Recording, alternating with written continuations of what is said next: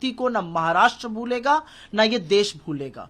लोगों के, महाराष्ट्र के लोगों के, देश के लोगों के और विपक्ष के घोर विरोध ने उनको नाक रगड़ के माफी मांगने पर मजबूर किया। लेकिन ये ढोंग है, अगर ये अक्षम्य अपराध है और अगर ऐसा वो मानते हैं तो वो फिर मुख्यमंत्री को और उस उप मुख्यमंत्री को बर्खास्त करें जो इसके लिए जिम्मेदार है। पहली चीज, प्रधानमंत्री माफी मांग रहे हैं। प्रधानमंत्री माफी कब मांगेंगे? जब वो चुरा चुरा कर, उन्होंने सरकार बनाई, मताधिकार ही नहीं चुराया, मतादेश ही नहीं चुराया, उन्होंने चुरा चुरा के प्रोजेक्ट भी महाराष्ट्र से बाकी जगहों पर ले गए। कब माफी मांगेंगे महाराष्ट्र से? और प्रधानमंत्री अगर माफी मांगी रहे अपने कार्यकाल में बने हुए इंफ्रास्ट्रक्चर की जो ताश के पत्तों की तरह ढह रहा है, प्रभु राम से माफी कब मांगेंगे? राम मंदिर चूरा है। इस देश के लोकतंत्र से, इस देश की 140 करोड़ से ऊपर जनता से माफी कब मांगेंगे जो नया संसद टपक रहा है और बाल्टी लगानी पड़ रही है? वो जो तमाम पुल और तमाम एयरपोर्ट इन्होंने इनॉग्रेट किए, जो भ्रष्टाचार की बलिवेदी पर चढ़ गए, तब माफी कब मांगेंगे? ये माफी नहीं, ये ढोंग है और ये ढोंग किया जा रहा है वोट को ध्यान में रखकर। जो असम के अंदर हिमंता बिस्वा शर्मा मुख्यमंत्री हैं, उन्होंने ट्वीट करके कहा कि कॉलोनियल बैगेज हमने हटाया है। 1937 से कोई रवायत चली आ रही थी, 2 घंटे का ब्रेक जुम्मे का दिया जाता था, इससे प्रोडक्टिविटी खराब होती थी। अब असेंबली के अंदर प्रोडक्टिविटी पूरी रहेगी, 2 घंटे को बचाया, ऐतिहासिक फैसला है। इस तरीके से देखते हैं असम में हेमंतो बिस्वा शर्मा के कार्यकाल में उनकी नाक के नीचे असम की बेरोजगारी 7 गुना बढ़ गई है। तो जिस प्रोडक्टिविटी को बढ़ाने की वो बात कर रहे हैं, मैं आशा करती हूं कि हेमंतो बिस्वा शर्मा रोजगार बनाने की, इन्वेस्टमेंट लाने की, महिलाओं को सुरक्षित करने की तरफ ज्यादा बड़ी पहल करेंगे। कब तक यही यही राजनीति करते रहेंगे, हिंदू मुसलमान की राजनीति? इससे किसी का पेट भर रहा है, इससे रोजगार बन रहा है, इससे लोग तृप्त हो रहे हैं। कब बात करिएगा महाराष्ट्र के, असम के उस युवा की जो आज बेरोजगार है? उसके बारे में एक शब्द नहीं बोलते हैं, सारी जगह सियासत करने पहुंच जाते हैं। सियासत की बात करें, सियासत हो रही है कोलकाता के अंदर भी, बीजेपी टीएमसी आमने सामने है।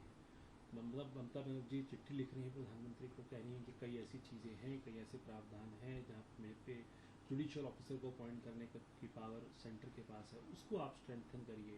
इसके अलावा बीजेपी वहाँ लगातार प्रोटेस्ट कर रही है, लगातार वहाँ पर जो है धर्म प्रदर्शन कर रही है वहाँ पर।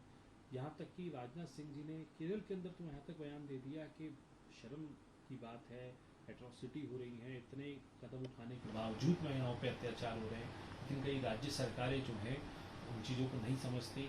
एग्जाम्पल दिया उन्होंने बाकायदा कोलकाता के इंसिडेंट का, कैसे देखिए?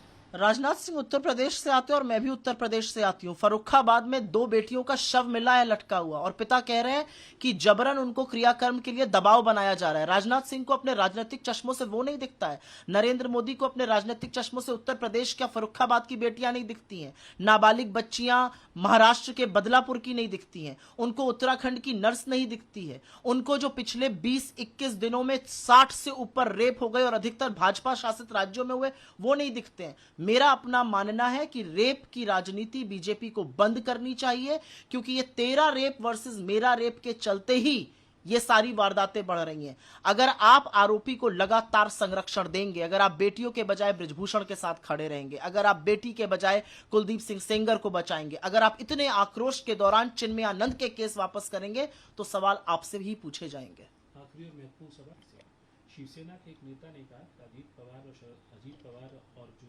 एनसीपी के नेता हैं, जब उनके साथ हम खड़े होते हैं तो हमें उल्टी आती है। इस तरीके का महाराष्ट्र की राजनीति महाराष्ट्र के लोग तय करेंगे और महाराष्ट्र के लोगों ने मन बना लिया है एक बड़े परिवर्तन का। देखिए, महाराष्ट्र वो प्रांत है, महाराष्ट्र वो प्रदेश है जहां से बड़ी बड़ी क्रांतियां शुरू हुई, चाहे वो महिला सशक्तिकरण में सावित्रीबाई फुले की क्रांति हो, चाहे वो अंबेडकर जी की जन्मभूमि हो, ऐसी तमाम क्रांतियां महाराष्ट्र से शुरू हुई। छत्रपति शिवाजी महाराज इस देश के गौरव हैं। उनके साथ जो किया बीजेपी ने, जिसने बनाया वो भी बीजेपी का था, जिस कार्यकाल में बना वो भी बीजेपी की सरकार थी। एक आंधी से 9 महीने के अंदर मूर्ति खंडित हो जाती है और पीएम को लगता है वो माफी मांगकर निकल जाएंगे। 67 साल से नेहरू की अनावृत मूर्ति आज तक लगी हुई है महाराष्ट्र में। मोदी जी शायद ये भूल गए कि महाराष्ट्र अपनी अस्मिता के लिए, अपने गुरूर के लिए और अपने इतिहास के लिए जाना जाता है।